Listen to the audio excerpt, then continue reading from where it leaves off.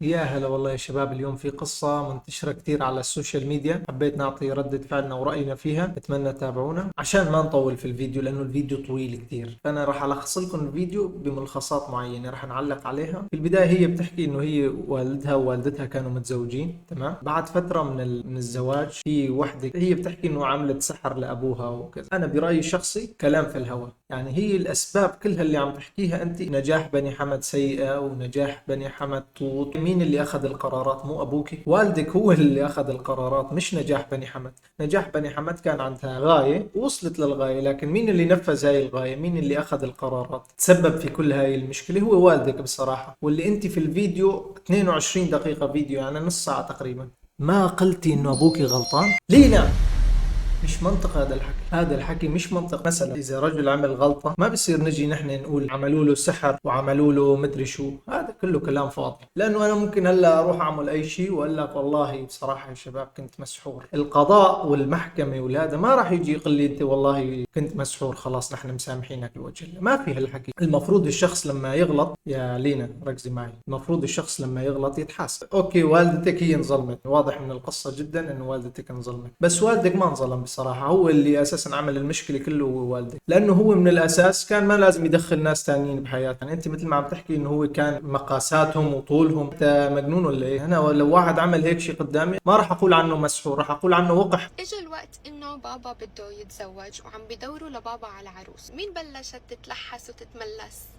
نجاح بني حمد. بابا وقتها كان كتير كتير كتير وسيم. ام نجاح سألت طب ليش ما تفكروا بنجاح؟ ما هي نجاح موجودة. يا عيب شو.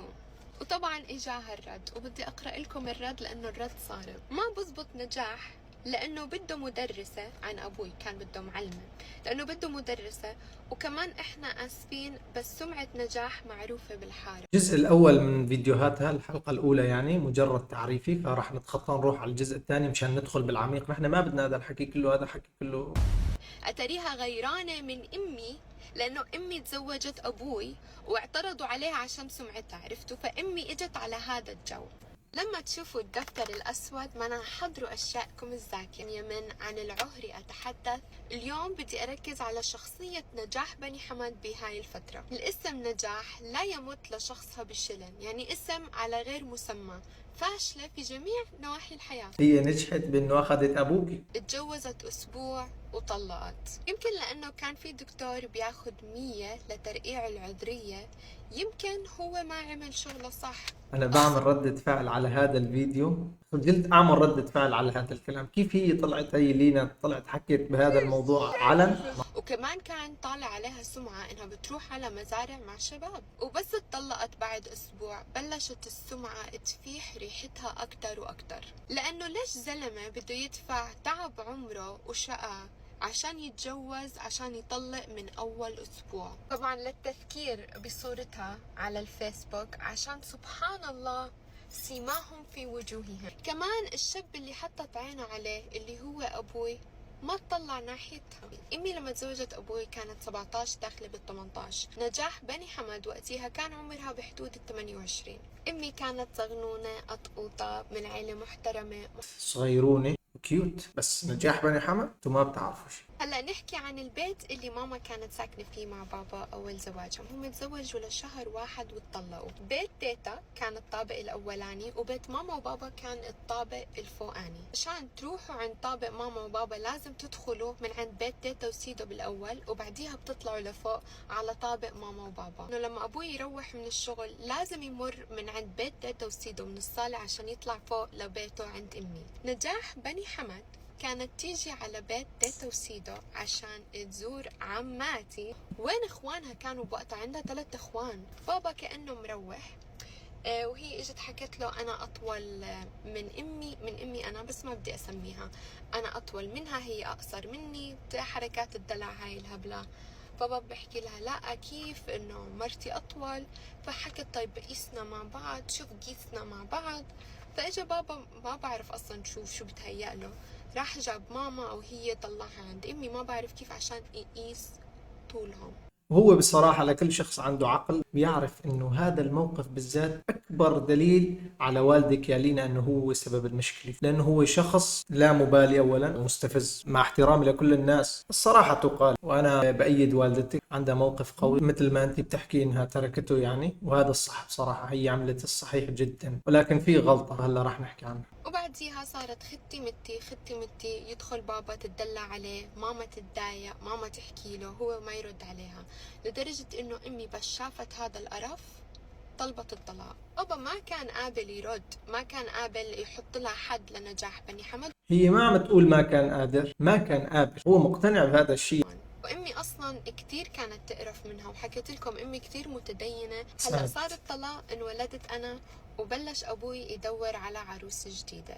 والله لازم يكون عنوان القصة يعني بصراحة دراما بابا ونجاح بني حمد، لأنه الدراما الحقيقية من البابا. أي شخص عنده منطق وعنده عقلانية بينزل بيكتب لي بالكومنتات إذا أنا رأيي غلط أو شيء تاني. بابا هو المشكلة. اتوقع الدفتر هذا صار غني عن التعريف، صح؟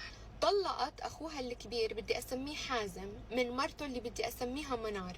ليش بدي اعطيهم اسماء مستعاره عشان احافظ عليهم؟ طلقت اخوها حازم من مرته منار، وكانت تتفاخر عند كل صحباتها انه هي السبب بالطلاق، واخوها وقتها كان عنده ولدين. يا منار، وانتي رح تعرفي حالك اذا بتحضريني، جهزي حالك لتعرفي سبب طلاقك الاساسي.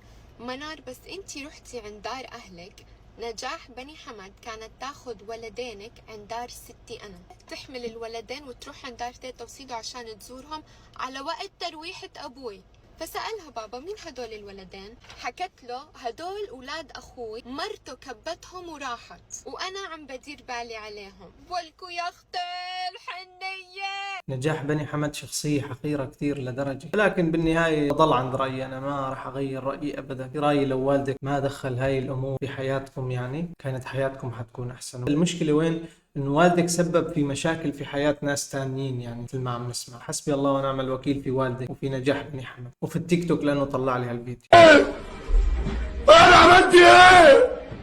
انا عملت ايه والله العظيم؟ يعني ابوي هلا جد حطها احتمال. تيتا اعترضت، والاهل اعترضوا، والجيران اعترضوا، لدرجة انه اولاد عم ابوي اخذوه على جنب وحكوا له بالحرف الواحد انت مجنون، سمعتها معروفة ورح تحط راسك في الارض. هذا بالحرف الواحد أصدق كلمة حكوها، هو مجنون فعلا. في كتير ناس حكيت معهم واخذت اقوالهم لهلا مصدقين يا انه ابوي كان مسحور يا اما لا زال مسحور. والله أبوكي مو مسحور، أبوكي وطريقة إصراره عليها كانت مش طبيعية. عندها هوس ومرض، وكانت بتمثل وكانت بتقلد أمي. واجري بسرعه حاسب الزبون. ركزولي على هاي التفصيلة.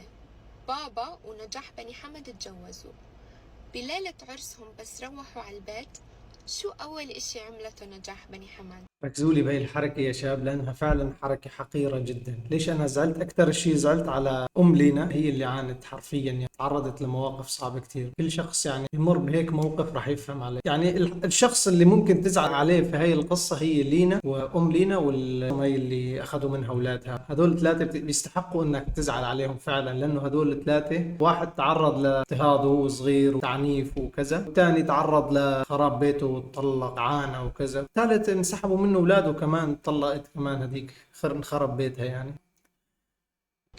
نجاح بني حمد بليلة عرسها دقت تليفون على أمي أنا وحكت لها بالحرف الواحد هيني على عينك أخذته، وقفلت الخط. ولك يوم فرحك ما قدرتي تحطي الكيت تبعك على جنب، بيوم فرحك استغفر الله العظيم.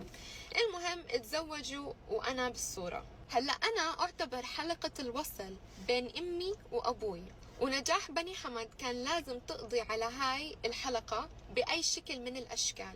حبيت أورجيكم صورتي مع أبوي بأول عيد ميلاد إلي عشان تشوفوا مراحل العنف لفظيا معنويا ونفسيا بلشت من هذا العمر. والحلقة الجاي رح نغوص أكتر وأكتر بمرحلة تعنيفي وشو كانت تعمل بالضبط. ضل الجزء الثالث يا شباب، خلينا نشوفه سريع سريع هيك لأنه أنا مليت صراحة. فيكم بعن العهر أتحدث نجاح بني حمد.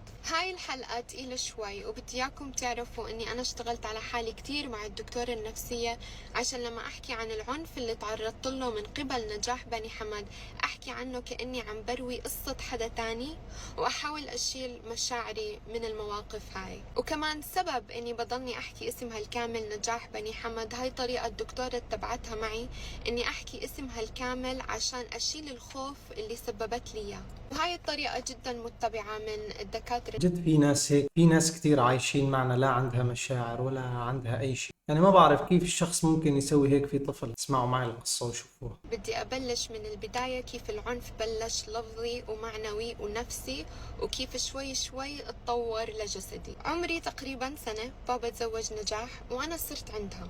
كنت أحب شيبس رينجو، فبابا يجيب لي رينجو وهو مروح على البيت. بالمناسبة أنا كمان بحب شيبس رينجو. هو لازم يجيب لها هي كمان رينجو. وأنا طفلة ما كنت قادرة مجنونة أنام هي. بالليل ولا أتنفس، لأنه كان عندي تضخم باللوز وكان عندي لحميات.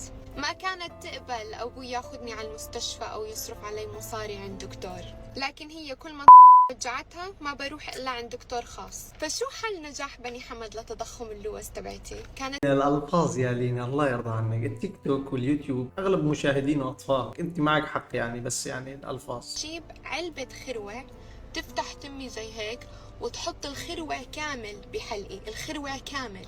عرفوا اشي عن زيت الخروع؟ فهو زيت كتير تقيل، يبلش يطلع من منخاري، ابلش اكحه وانا اكحه تلطشني هالكف، انا اكحه وهي تلطشني هالكف وانا مش قادرة اتنفس. زيت الخروع تقيل وانا مش قادرة اتنفس. ايش بتحاولي تعملي؟ تقتليني؟ هاي المسج من وحدة من بنات عمتي بتذكرني باللي صار. المهم عمتي اللي انا بناديها ماما اللي ربتني، هي اخذتني على الدكتور من وراهم. اول ما شافني الدكتور عصب، حكى ليش ما جبتوها من زمان؟ اخذني على عمليات، شال لي اللحمية فوطة. انت على حالي مش بالعمدن، كانت تضربني او توقفني بالزاوية وتجيب اولاد خواتها يقعدوا يضحكوا علي. هادو انا طفلة على السنتين لثلاث. وهاي كانت غزلها عن ناعم لبداية العنف، عبين ما انا رحت على امريكا على عمري ال4 سنوات. أنا ما بعرف إذا قانونيا ممكن هذا الكلام ينفع إن هي تتحاسب، بس بتمنى بصراحة أي شخص يعنف الأطفال يتحاسب، خصوصا بهي الطريقة. مش طريقة تربوية، هي طريقة فيها حقد وفيها غل تجاه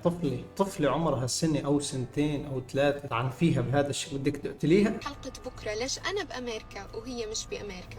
بس أنا رجعت من أمريكا على الأردن بعمر 6-7 سنوات، ورجعت على بيت تيتا وسيدو. رح تسألوني لينا ليش رجعتي على بيت سيدك وستك وما رحتي على بيت أمك اللي هي اللي خلفتني؟ رح أحكي لكم إنه أبوي أخذني على أمريكا، اللي هو بالأصح خطفني على أمريكا بدون ما يحكي لأمي، بدون ما يخبرها، وبدون ما ياخذ رأيها. أعزائي المشاهدين، شفتوا كيف إنه والدها كمان شخصية نو كومنت؟ اكتبوا لي أنتم بالتعليقات، هل شخصيته عادية؟ هل الغلط فيني أنا بشوف شيء غلط يا شباب؟ قولي، أنا ما بعرف، بس أنا برأيي الشخصي الغلط كله من والدها من الأساس للنهاية. اللي خبرتني يا امي انها كانت تيجي على الحاره وتعيط للجيران، مشان الله وين بنتي وين بنتي وين بنتي. حكت لي بالاخير واحد من الجيران حزن عليها وحكى لها اسمعي اخذ البنت على امريكا، يعني مش موجوده بالاردن. امي حكت لي وقتها ما كان في تليفونات وما كان في نت، ولما عرفت انه اخذني برا البلد ما عاد فيها تعمل اشي. قالت لي انه فقدت الامل، لدرجة انها فكرتني طول هاي الفترة بامريكا، تخيلوا. ففقدت الامل وبطلت تدور علي بعد سنين وتجوزت بعدين. فانا لما رجعت من امريكا رحت على دار تيتا وسيدو، لانه نجاح بتحب تلعب شطرنج.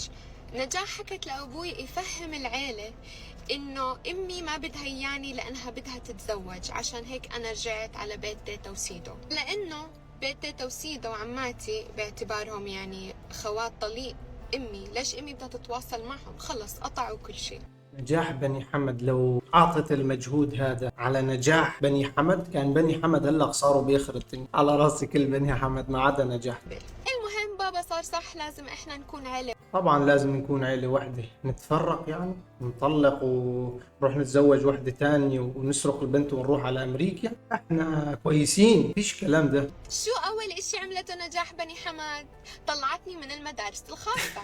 بعدين شو عملت؟ والله حقودة. حطت أولادها بالمدارس الخاصة، أولادها بمدارس خاصة وأنا بمدرسة حكومية، مع إنه الوضع كان بسمح. لطشتني كف هيك بقفا إيدها، بحياتك لا تفكري رح نصرف مصاري عليكي. لا، لينا هلا ببيت مرتي بدي ورقها وكل شيء بخصها، لأنه نجاح فهميته هيك، عرفتوا؟ عشان إحنا بدنا نكون عائلة مع بعضينا. أنا أقول لينا فضك. فاضطرت أمي اللي يا لينا اهدي اهدي، معك حق والله، والله معك حق، بس اهدي. نحن في هناك مشاهدين اطفال، خصوصا الاطفال راح يشاهدوا هذا الفيديو كثير، يعني كلهم عمرهم 15، فالمفروض نحن نعطيهم درس، ما نعطيهم درس بالالفاظ. وحكت لي جملة عمري ما بنساها: هاي وجهي ودقني إذا بترجعيها أمريكا. يوم ما أبوها مات، الله لا يرحمه، ما بجوز على الميت الا الرحمه. صحيح، يعني هي ظلمتك كثير، نسال الله انه تشوف هذا الشيء باخرتها، يعني لانه الدنيا النهايه الدنيا ما فيها عدل. بتمنى انه هي تاخذ جزاها في الدنيا قبل الاخره يعني، بس ما بجوز تسبي على حدا ميت. مسكتني وحطتني على الأرض وضلت تشوط فيا الشلاليت. أنا جسمي الصغير وهي زي الغولة فوقية. وما بنسى هذا اليوم، كانت جارتنا فوق بدي أسميها أم هاشم. أم هاشم هي اللي دخلت فتحت الباب وشالتها عني زي الغولة، بتقولها وليك ليش وليك ليش، وهي بتعيط على أبوها وبتضربني أنا. فاتت علي على الحمام وأنا بغسل. بتعرفوا العرب احنا بنحط غسالاتنا بالحمام او هيك البيوت القديمه، ما بعرف. مسكت شعري من هون وضلت تخبطه على الغساله، كان عمري 12 سنه، ضلت تخبطه بالغساله للدم فرفر بكل مكان، وانا اصرخ وهي تصرخ. وفاتت ام هاشم كمان مره طالتني من بين ايديها. بتذكر يوميها كان بدي قطب وما قبلت، اجابت لي ميبو ما بيبو وتلج ما تلج، عشان اذا حطت لي قطب حيعلم. هي حكت اذا حطينا قطب حيعلم. احنا طبعا ما عم نحكي عن ضرب ترباية، احنا عم نحكي عن ضرب مبرح. من بداية الفيديو إذا انتبهتوا في ضرب للتربية، إنه يحذر من شيء معين، نبهه. ضرب الأم لأولادها أو الأب لأولاده عادي، لكن الواضح من طريقة كلامها، وأنا طبعا متعاطف معها جدا جدا، لينا أنا متعاطف معها لأعلى مستوى. أكبر جريمة لما تعنف طفل أو حيوان ما بيقدر يدافع عن حاله. طبعا هاي نبذة صغيرة، بطلع على الوقت، الحلقة كتير كبيرة فبدي أنهي هون. أنا كمان بدي أنهي هون يا شباب. لكل شخص بيتعرض للعنف اطلع واحكي، إن كنت صغير إن كنت كبير اطلع واحكي من البداية. وبتمنى من كل أب إنه يراعي أطفاله. أنت قررت إنك ما تكمل مع زوجتك وقررت إنك تطلقها مثلا، عادي، هذا من حقك الشرعي، لكن بنتك تعرضت لظلم كبير، وين كنت أنت؟ حسبي الله ونعم الوكيل. وبنصح كل شخص متزوج انه ما يطلق، لانه مثل ما شايفين في النهايه، خصوصا اذا عندك اولاد راح يعانوا. مرت الاب بعمرها ما راح تكون مثل الام، نحن بنعرف هذا الشيء. الله يحفظ امهاتنا جميعا ويحفظ امهاتكم ويعين لينا على اللي هي فيه، لانه انا بعرف انه الاشخاص اللي بيعانوا من عنف وهم صغار هذا الشيء بيضل بشخصيتهم طول العمر، يعني ما بيقدروا ينسوا. هذا كل شيء كان عندي يا شباب. لا تنسوا تعملوا لي لايك واشتراك وتكتبوا لنا رايكم بهي القصه، والسلام عليكم ورحمه الله.